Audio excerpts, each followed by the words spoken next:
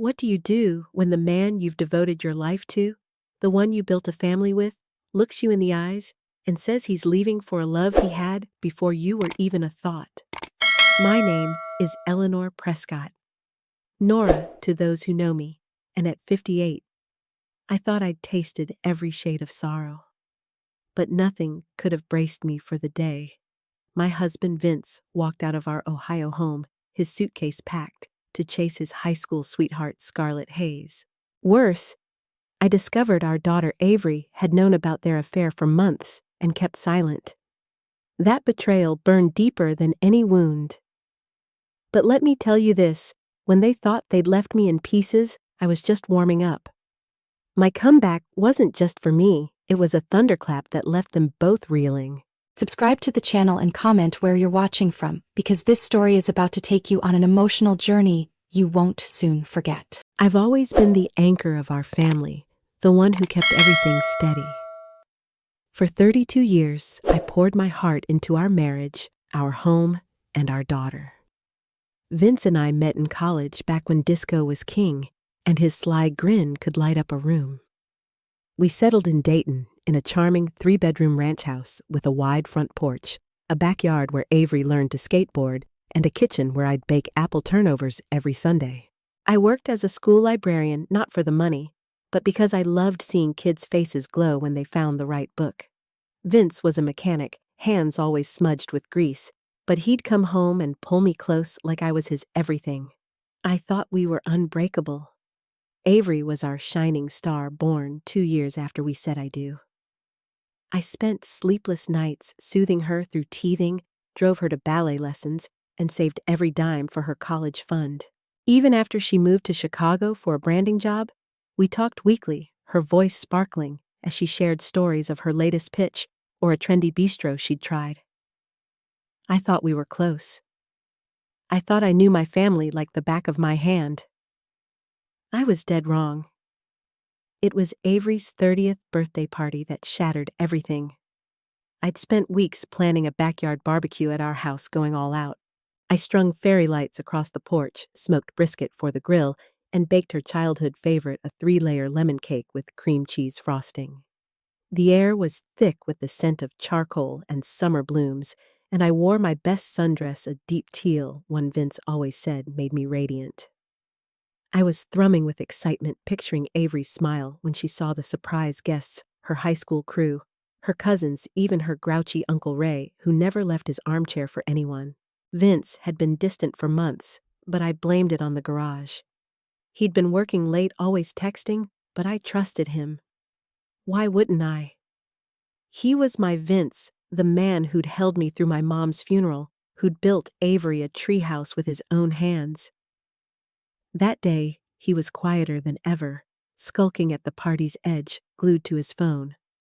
I brushed it off, too busy refilling mason jars with sweet tea and laughing with Avery's friends. The party was buzzing when Avery pulled me aside, her face taut. "Mom, we need to talk," she said, her voice hushed. My stomach knotted. Something was off.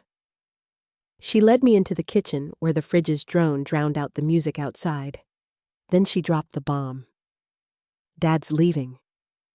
He's been seeing Scarlett Hayes, his high school girlfriend. They're moving to Florida together." Her words hit like a freight train, stealing my air. I clutched the counter, its edge biting my palm. What I whispered. Avery's eyes flicked away, and that's when she admitted it. She'd known for 3 months. 3 months of calls, of her coming home for dinners, of her hugging me while hiding this truth. I staggered outside, my vision swimming. Vince was by the garage, tossing a duffel bag into his truck. The party noise faded, leaving only my racing pulse. "Vince." I called, my voice shaky. He turned, and I saw a stranger. No warmth, no regret, just a man done with me. "It's over." "Nora?" he said, his voice like ice. "Scarlett and I were always meant to be. I'm sorry. 32 years and all I got was a sorry." He climbed into his truck and drove off, leaving me in the driveway, the fairy lights twinkling like cruel stars above. I don't remember much after that. The guests slipped away in silence, the brisket grew cold, and Avery lingered nearby, muttering apologies I couldn't hear. I sat on the porch, staring at the cake I'd labored over, its candles unlit. The betrayal wasn't just Vince's, it was Avery's too. My own daughter, the child I'd raised, had let me play the fool. The house felt vast, empty, its walls heavy with memories I couldn't trust. I could still smell Vince's aftershave in the bedroom, could still hear Avery's laughter from years ago.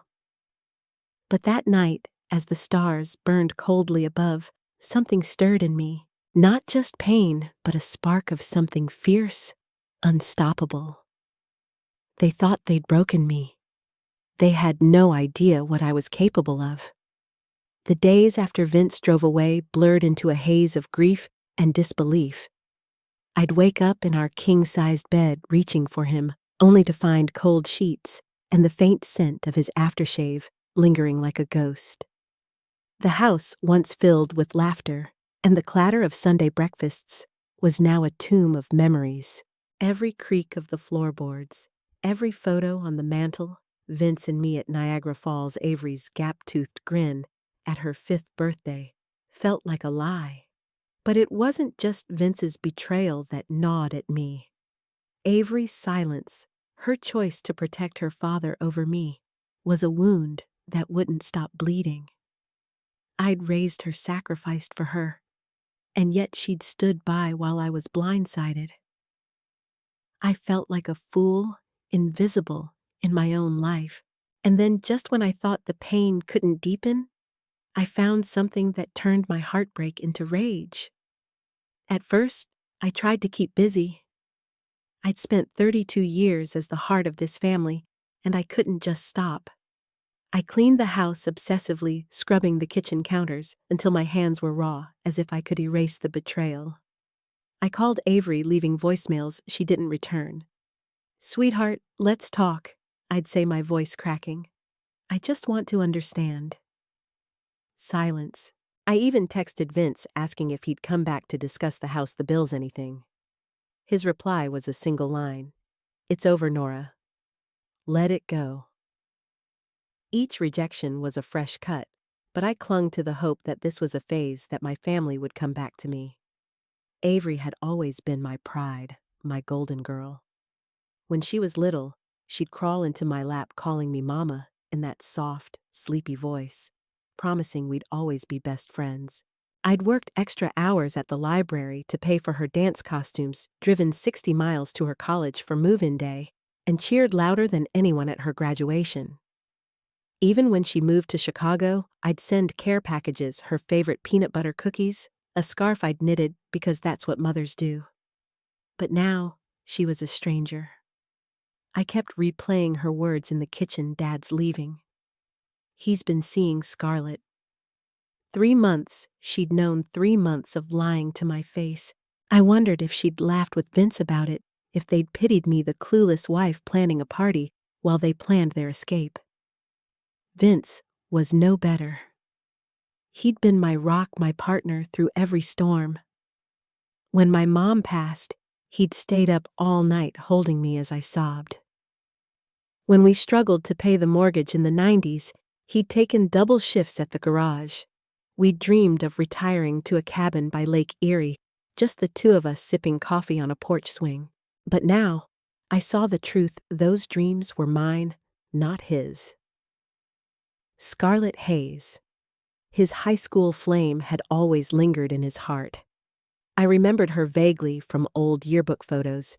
Big hair, bold smile, the kind of girl who turned heads. Vince had mentioned her once or twice, always with a wistful chuckle, but I'd never thought she was a threat. How naive I'd been. A week after the party, I was sorting laundry in the basement, trying to drown out the silence with the hum of the dryer, when I found it, a crumpled receipt in the pocket of Vince's old work jacket. It was from a jewelry store in Columbus, dated 4 months ago, for a $2,500 diamond necklace. My heart stopped. We'd been pinching pennies for years. Vince always said we couldn't afford extravagances. I'd worn the same gold band for 32 years, never asking for more. But this necklace wasn't for me. I knew it in my bones. It was for Scarlett. The receipt was a slap proof he'd been building a life with her while I was baking cakes and stringing fairy lights. I sank to the cold concrete floor, the receipt trembling in my hand. Tears came, but they weren't just sorrow, they were fury. How dare he? How dare they both? And Avery, had she known about this too? I pictured her at the party avoiding my eyes, her apologies hollow. The betrayal wasn't just an affair. It was a calculated dismantling of my life. I wanted to scream to confront them, but I was alone, surrounded by boxes of Christmas decorations and Avery's old toys. The basement smelled of damp cardboard and regret, and for the first time, I felt the weight of being erased. I wasn't just a wife or a mother anymore. I was nothing to them. But that receipt wasn't the only discovery. A few days later, I was clearing out Vince's desk, hoping to find bills or paperwork to make sense of our finances. Instead, I found a locked metal box tucked in the back of a drawer. My hands shook as I pried it open with a screwdriver. Inside were bank statements I'd never seen for an account in Vince's name alone. Over the past year, he'd transferred $15,000 from our joint savings money we'd saved for emergencies for Avery's future for that cabin by the lake. The transfers went to an account I didn't recognize, and one statement showed a wire to a real estate company in Florida. My blood ran cold. He wasn't just leaving me, he was stealing from us to start over with Scarlett. I sat at the desk, the statement spread out like a crime scene. The room was dim, the only light from a flickering bulb overhead, casting shadows that felt like accusations. I thought of every sacrifice I'd made, every late shift, every coupon clipped, every dream deferred. I'd trusted Vince with our money, our life, because that's what you do when you love someone. And Avery, had she known about this too? Had she helped him hide it? The thought made my chest ache like a bruise I couldn't touch. I remembered her as a toddler clinging to my hand at the park, promising to love me forever. Where was that girl now? The discoveries kept coming. A neighbor, Mrs. Jenkins, stopped by with a casserole and a hesitant look. Over coffee, she admitted she'd seen Scarlett's car, a red convertible parked at Vince's garage late at night months before the party. "I didn't want to stir trouble, Nora," she said, her eyes kind but pitying. I nodded, my throat tight, but inside, I was screaming. The whole town had probably known, whispering behind my back while I played the devoted wife. I felt like I was shrinking, becoming invisible in the life I'd built. That night, I stood in the kitchen, the house silent except for the tick of the clock. The fairy lights from the party were still up, tangled now, their glow dimmed. I poured a glass of wine, my hands trembling, and stared at the receipt, the bank statements, the pieces of a life I didn't recognize. I thought of Vince and Scarlett in Florida, laughing in some beachside condo wearing that diamond necklace. I thought of Avery choosing her father's side, leaving me to drown. The pain was unbearable, but beneath it, something else was growing, a fire, a resolve. They'd taken my trust, my family, my savings, but they hadn't taken me. I didn't know what I'd do next, but I knew I couldn't stay this shell of myself. The receipt, the statements, Mrs. Jenkins' words, they were clues, pieces of a puzzle I was starting to solve. Vince and Avery thought they'd left me behind, a footnote in their new lives. But I wasn't done. Not by a long shot. As I stood there, the wine untouched, I felt a shift, like the ground steadying beneath me. They'd underestimated me, and that was their first mistake. The fire in my chest didn't fade, but it didn't guide me either, not at first. I was still Nora Prescott, the woman who'd spent decades putting her family first, and letting go of that role felt like betraying myself. So, I kept going, clinging to the routines that had defined me, hoping somehow I could stitch my life back together. I'd wake at dawn, brew coffee in the same pot I'd used for 32 years, and sit at the kitchen table staring at the bank statements and that jewelry receipt now creased from my constant handling. I wanted answers, but more than that, I wanted my family back. I wasn't ready to fight, not yet. I was still trying to understand how I'd become the outsider in my own story. But the world doesn't wait for you to catch up, and soon, the cracks in my denial widened, revealing truths I couldn't ignore. I kept reaching out to Avery, convinced I could bridge the gap. I drove 200 miles to Chicago one weekend unannounced, with a tin of her favorite peanut butter cookies. Her apartment building was sleek, all glass and steel, a far cry from our Dayton porch. When she opened the door, her face froze, not with joy, but with discomfort. "Mom, you should have called," she said, not inviting me in. I stood in the hallway, the tin heavy in my hands, as she explained she was busy with work. I saw a flicker of guilt in her eyes, but no warmth. Driving back the cookies uneaten on the passenger seat, I felt like I was chasing a ghost. Avery wasn't the girl who'd once promised to love me forever. She'd chosen Vince Scarlett, a life that didn't include me. Back home, I kept up appearances. I worked my shifts at the library shelving books with a smile I didn't feel. I paid the mortgage on our house even though Vince's name was still on the deed, dipping into my personal savings to cover what he'd siphoned off. I even sent Avery a birthday card a week late with a $50 check and a note, "I'm still here, sweetheart." No reply. Each effort felt like tossing pebbles into a void, but I couldn't stop. I'd spent my life nurturing this family through Vince's late nights, Avery's teenage tantrums, every lean year. Giving up meant admitting they'd never loved me the way I'd loved them. Then came the allies, people who saw me when I felt invisible. The first was Linda Carter, a retired teacher who frequented the library. She'd noticed my red-rimmed eyes and asked me to coffee one afternoon.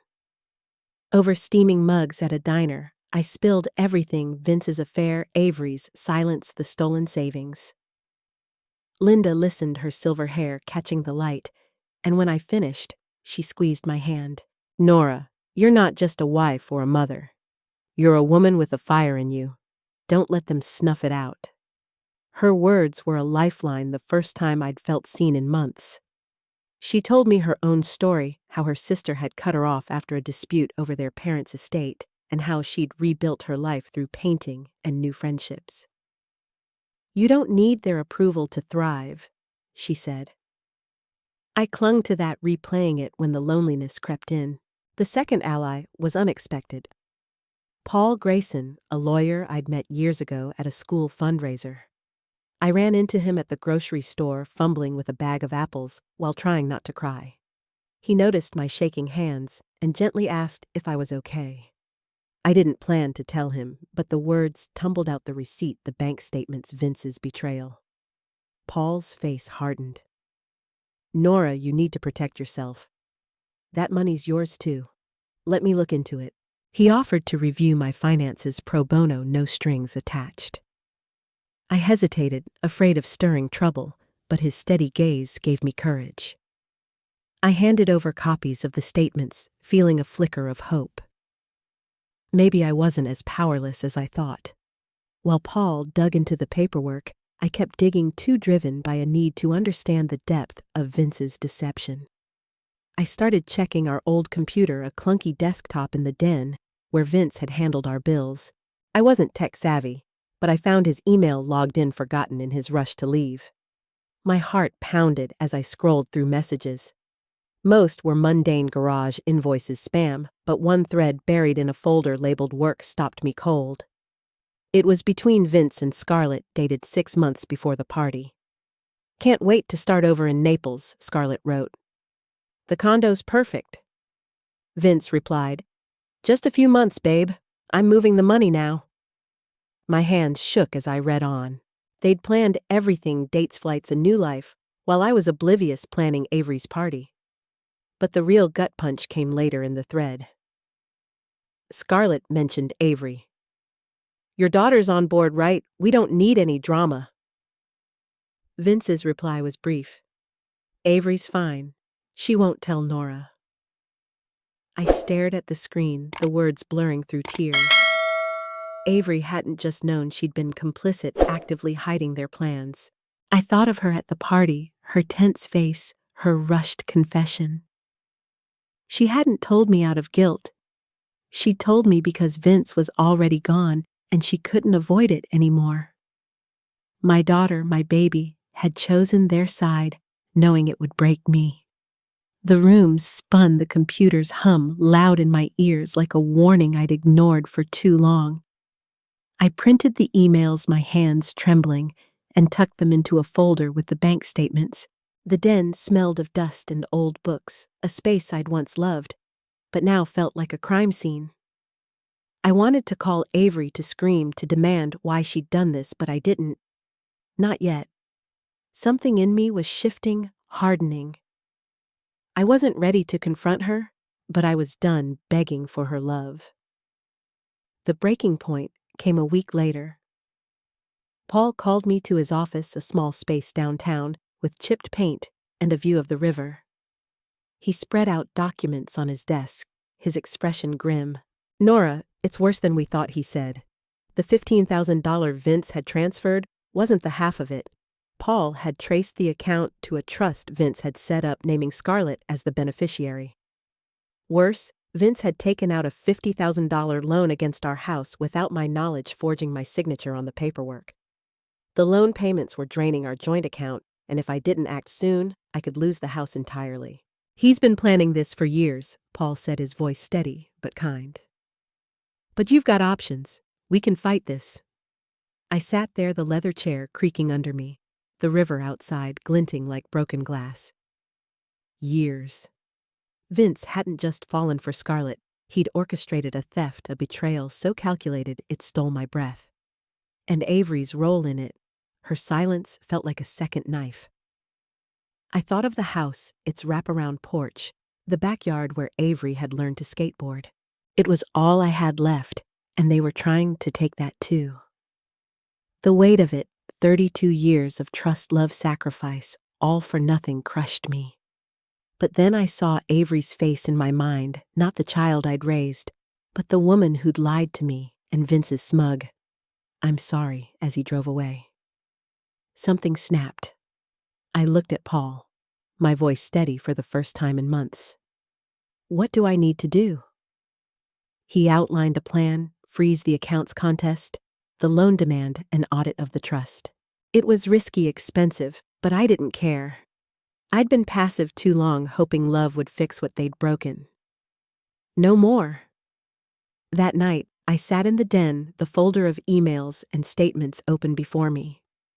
The house was quiet, the fairy lights long since taken down, but I didn't feel alone anymore. Linda's words echoed, "You're a woman with a fire in you." Paul's plan was a spark, and I was ready to let it burn. I didn't know how far I'd go, but I knew I was done waiting for Vince or Avery to see my worth. They'd built their new lives on my pain, but I was rewriting the story. I pulled out a notepad and started listing next steps. Call the bank, meet Paul, again, maybe even hire a private investigator. The pen felt heavy, like a weapon, and for the first time, I felt the ground beneath me shift.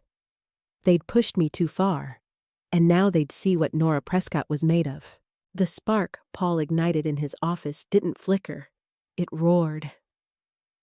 For too long, I'd let Vince and Avery's betrayal define me, shrinking into the role of the abandoned wife, the forgotten mother. But sitting in that den, my notepad filled with steps to take back my life, I felt a clarity I hadn't known in years. The house with its creaking floors and empty rooms wasn't just a reminder of what I'd lost, it was mine, paid for with my sweat, my sacrifices. Vince thought he could steal it along with our savings and start over with Scarlett. Avery thought she could stand by him silent and face no reckoning. They were wrong. I wasn't just fighting for money or a house, I was fighting for Nora Prescott, the woman they'd tried to erase. And I was done waiting. Paul's plan was my blueprint, but I added my own fire. The next morning, I drove to the bank, a squat brick building on Dayton's main street, clutching the folder of bank statements, emails, and Paul's legal notes. The air smelled of rain, and my teal sundress, ironed for the occasion, felt like armor. Inside, I met with the branch manager, a stern woman named Carol, and laid out the evidence: Vince's secret account, the $15,000 transfers, the $50,000 loan with my forged signature. My voice didn't shake as I demanded they freeze the accounts and flag the loan as fraudulent. Carol's eyes widened at the forged documents, and she promised to escalate the case. "This is serious, Mrs. Prescott," she said, her pen scratching notes. "We'll need to investigate, but you've got a strong case." That was just the start. Back home, I called Paul and gave him the green light to file a lawsuit against Vince for financial fraud and breach of fiduciary duty. The trust he'd set up for Scarlett, the loan against our house, it was all leverage. Paul warned it could take months, maybe years, but I didn't care. I wanted Vince to feel the weight of what he'd done. I also asked Paul to draft a letter to the real estate company in Florida, demanding proof of where the wired funds had gone. If Vince and Scarlett thought they could hide in a Naples condo, they'd learn I wasn't so easy to outrun. The boldest move came that afternoon. I'd been sitting on a secret one even Vince didn't know about. Years ago, my mother had left me a small inheritance, a $100,000 savings account she'd kept hidden from everyone, including my father. "For your independence," she'd whispered before she passed. I'd never touched it, saving it for a rainy day, always thinking of Avery's future or that Lake Erie cabin. But now that money was my weapon. I called a real estate agent, a sharp woman named Denise, and put the house on the market, not to sell it outright, but to force Vince's hand. Ohio law required both our signatures to finalize a sale, and I knew he'd come crawling back when he heard I was moving to take control. I didn't stop there. I packed Vince's remaining belongings, his work boots, his fishing gear, his old records into boxes, and drove them to a storage unit 10 miles away. I paid for a year's lease, sent the key to his garage with a note: "Your things are safe. The house isn't yours anymore." It wasn't just about clearing space. It was a ritual, a way to purge him from my life. The storage unit smelled of metal and dust, and as I locked the door, I felt a weight lift. For the first time in months, I wasn't crying. I was acting. The consequences came fast. 2 days later, Vince called, his voice crackling through my phone. "Nora, what the hell are you doing?" The bank froze my account. I stood in the kitchen, the same spot where Avery had shattered me, and felt a calm I hadn't expected. "You stole from me, Vince," I said, my tone even. "You forged my name. Did you think I'd just let it go?" He sputtered, blaming Scarlett, claiming it was all a misunderstanding. I hung up my hands, steady. Let him squirm. Let him see the woman he'd underestimated. Avery's reaction hit harder. She showed up at the house unannounced, her sleek SUV parked crookedly in the driveway. Her face was pale, her eyes red. "Mom, why are you doing this? Dad's freaking out. And the house, why are you selling it?" I stood on the porch, the wind tugging at my sweater, and looked at her not as my daughter, but as someone who'd chosen to hurt me. "You knew Avery?" I said, my voice low. "You knew about the affair, the money, all of it. You let me be a fool."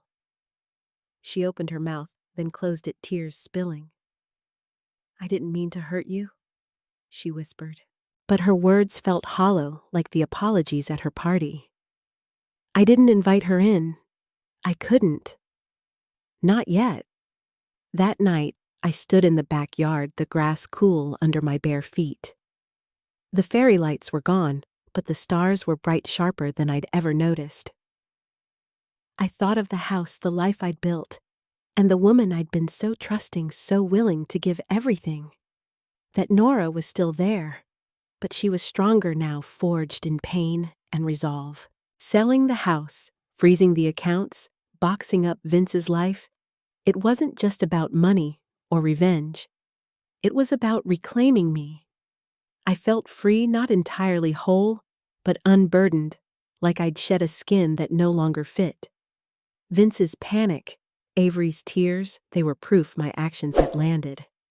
They'd expected me to fade, to mourn in silence while they built their new lives. Instead, I'd shaken their world.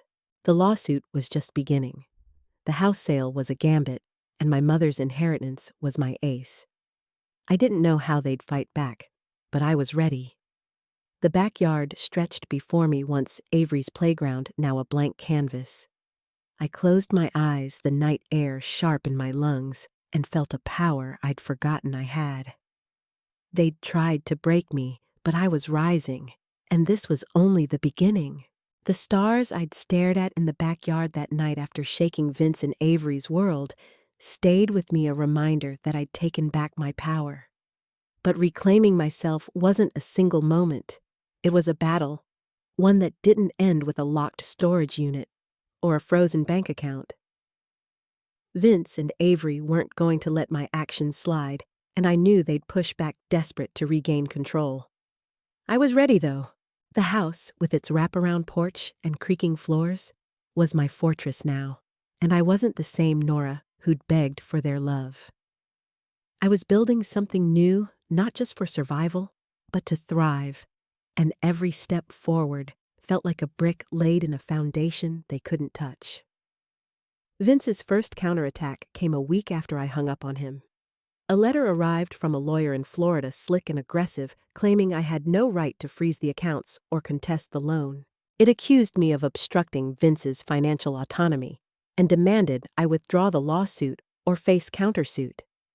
The letterhead gleamed with embossed gold, and the words were sharp, meant to intimidate. I read it at the kitchen table, the morning sun slanting through the window, and felt a flicker of fear. But then I thought of the $50,000 loan, my forged signature, the emails between Vince and Scarlett. I called Paul immediately. "They're bluffing," he said, his voice calm. "This is posturing. We've got the evidence." He filed a motion to escalate the fraud investigation, and I felt a surge of defiance. Vince thought he could scare me into submission, but he'd misjudged the woman he'd left behind. Avery's response was messier, more personal. She started calling, leaving voicemails that swung between anger and pleading. "Mom, you're tearing us apart." One message said, her voice thick with tears. "Dad's a mess, and I'm caught in the middle. Why can't you just move on?" Another was sharper. "You're being selfish, putting the house on the market like that. It's my home too." I listened to each one, my phone cold against my ear, but I didn't call back. Her words stung, but they also clarified something. Avery wasn't sorry for her silence, her complicity. She was sorry her father was suffering, sorry her comfortable world was unraveling. I deleted the messages, my hands steady, and turned off my phone. I'd spent too long chasing her love. Now I was protecting myself. To solidify my position, I leaned on Paul and Denise, the real estate agent. Paul uncovered more. The Florida real estate company confirmed the $15,000 Vince had wired was a down payment on a condo titled in Scarlett's name. Paul used this to strengthen the lawsuit, arguing it was marital property misappropriated without my consent. Meanwhile, Denise played her part brilliantly. She scheduled open houses not to sell the house, but to pressure Vince. "He'll have to show up if he wants his name on the deed," she said, her eyes gleaming. Sure enough, Vince's lawyer sent a panicked email requesting a meeting to discuss the property. I smiled at that, pouring coffee in my quiet kitchen. They were scrambling just as I'd planned. But it wasn't just about outmaneuvering them. I needed to build something for myself, something they couldn't touch. Linda, my library friend, became my anchor. We started meeting weekly at the diner, where she'd share sketches from her painting classes, her enthusiasm infectious. One day, she invited me to join her at a community art studio. "You don't have to be good," she said, laughing. "Just show up." I hesitated. Art wasn't my thing, but I went. The studio smelled of turpentine and clay, and for the first time in months, I felt light smudging charcoal on canvas, laughing with strangers who didn't know my pain. I wasn't great at it, but I kept going, and Linda's encouragement. "You've got a bold streak," Nora made me believe I could be more than a betrayed wife. Another new connection surprised me, Sarah, a young library assistant who'd started working my shifts. She was 25, bright-eyed, with a quick wit that reminded me of Avery at that age. One slow afternoon, as we sorted returns, I opened up about the lawsuit, the house, the ache of Avery's betrayal. Sarah listened, her hands pausing over a stack of books. "My mom went through something similar," she said quietly. "She started a book club to cope, found her people. You should try it." Her words stuck with me. A week later, I proposed a book club at the library, focusing on stories of resilience. Sarah helped me organize it, and soon a dozen women, some divorced, some widowed, all seeking something, gathered weekly. We read novels about women who rose from ashes, and their stories shared over coffee, and dog-eared pages became my mirror. I wasn't alone. Amid these steps forward, another discovery sharpened my resolve. While cleaning the attic looking for old photos to share at the book club, I found a locked diary tucked in a box of Avery's childhood keepsakes. My heart sank as I recognized her teenage handwriting. I shouldn't have opened it, but I did, using a paperclip to pick the lock. The entries were from a year ago, before the party. One page stopped me cold. "Dad's seeing Scarlett again. He says it's serious, but I can't tell Mom. She'll fall apart. I just want everyone to be happy." Another entry weeks later: "Dad's moving money. Says it's for our future. I don't know if it's right, but he's my dad." My hands shook as I closed the diary, the attic's musty air choking me. Avery hadn't just known, she'd wrestled with it, chosen to protect Vince, believing I was too weak to handle the truth. It wasn't malice, but it was a choice, and it hurt just as much. That night, I sat in the living room, the diary on the coffee table untouched. The house was quiet, the porch light casting soft shadows. I thought of Avery's words, "She'll fall apart," and realized she'd never seen my strength, only my sacrifices. I didn't cry. Instead, I called Paul and asked him to add Avery's complicity to the lawsuit's narrative, not to punish her, but to show her actions had consequences. I also told Denise to push the open houses harder to keep the pressure on Vince. Every move was a step toward solidifying my ground, not just legally, but emotionally. As the weeks passed, I felt the shift. The book club grew, my charcoal sketches improved, and Linda and Sarah became more than allies, they were friends. Vince's lawyer kept sending letters, each less confident than the last. Avery's calls slowed, her voicemails shorter, tinged with resignation. I wasn't gloating, I was too busy living. One evening, as I walked home from the library, the Ohio air crisp with fall, I passed the diner where Linda and I met. Its neon sign glowed warm and steady, like the life I was building. I wasn't whole yet, but I was no longer broken. Vince and Avery had tried to erase me, but I was writing my own story now, and it was far from over. The fall air grew crisper, and the leaves outside my Dayton home turned gold, carpeting the porch where I'd once stood broken. That moment felt distant now, not because the pain had vanished, but because I'd built something stronger in its place. Vince and Avery's betrayal had cracked my world open, but the light that poured through those cracks showed me who I was, not just a wife or mother, but a woman with a life to live. I didn't need their apologies or their love to know my worth. I'd found it in the choices I made, the people who saw me, and the quiet moments when I chose myself. This wasn't the end of my story. It was a beginning, one I was writing with every step. The lawsuit against Vince moved forward slower than I'd hoped, but steady. Paul called one chilly morning with news the bank had ruled the $50,000 loan fraudulent, nullifying it and restoring my name on the house's title. The trust Vince had set up for Scarlett was under scrutiny, and the $15,000 he'd wired to Florida was deemed marital property recoverable in court. It wasn't a full victory legal battles drag like Ohio winters, but it was enough. The house with its wraparound porch and memories was mine again, not as a tether to the past, but as a foundation for my future. I took it off the market, thanking Denise for her clever maneuvering, and started repainting the living room, a soft sage green that felt like renewal. Vince's fight fizzled.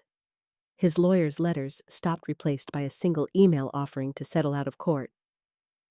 "He's running out of steam," Paul said, a hint of a smile in his voice. I didn't gloat. I didn't need to.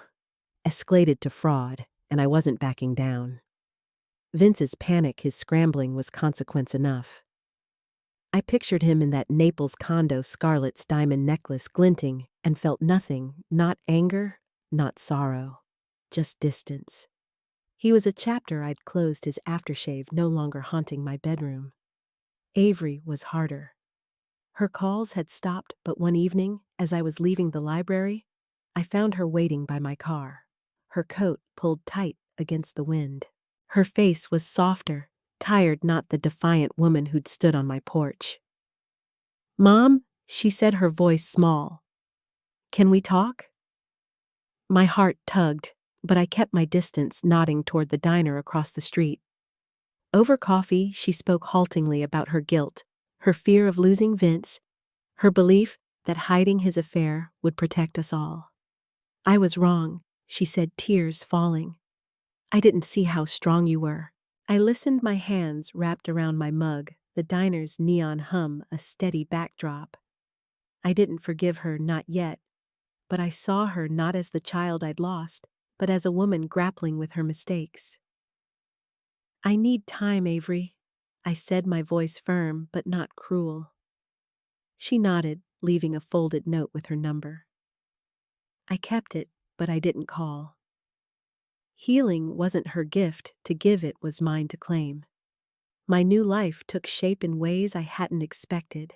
The book club Sarah and I started grew, spilling beyond the library into potluck dinners at my house.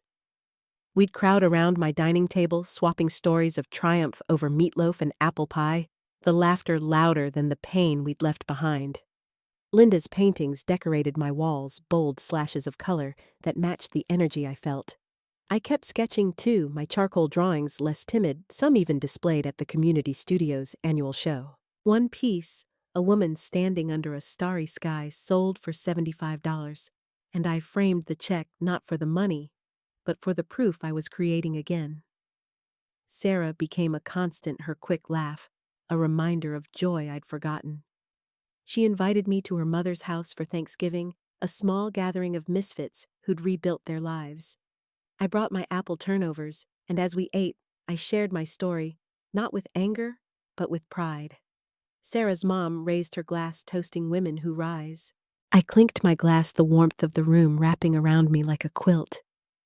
These weren't my blood family, but they were my people, chosen and true. The biggest shift wasn't the lawsuit or the relationships, it was inside me. I stopped defining myself by Vince's betrayal or Avery's silence.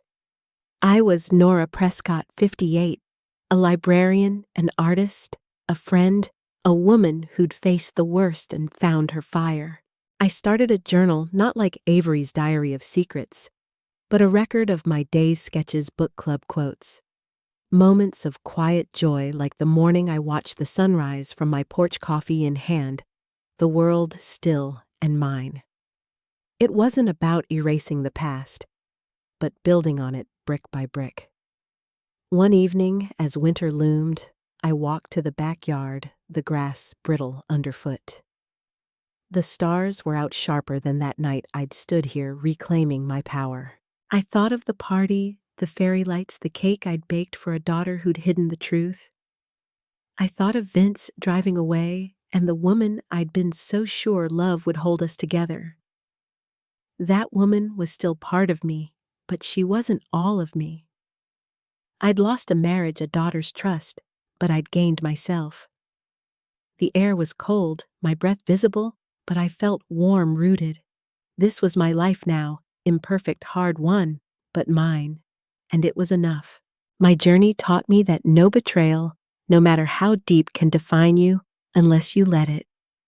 I stood under those Ohio stars, not as the woman Vince and Avery left behind, but as Nora Prescott, whole and unstoppable. Your story matters too. What pain have you overcome? What strength have you found when the world expected you to break? Share it with us in the comments below. Your words could light the way for someone else. Every voice counts, every step forward is a victory.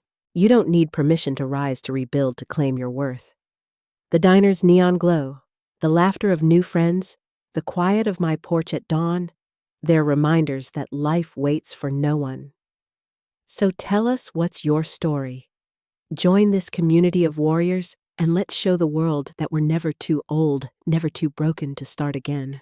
Subscribe to the channel and comment where you're watching from, because this story is about to take you on an emotional journey you won't soon forget.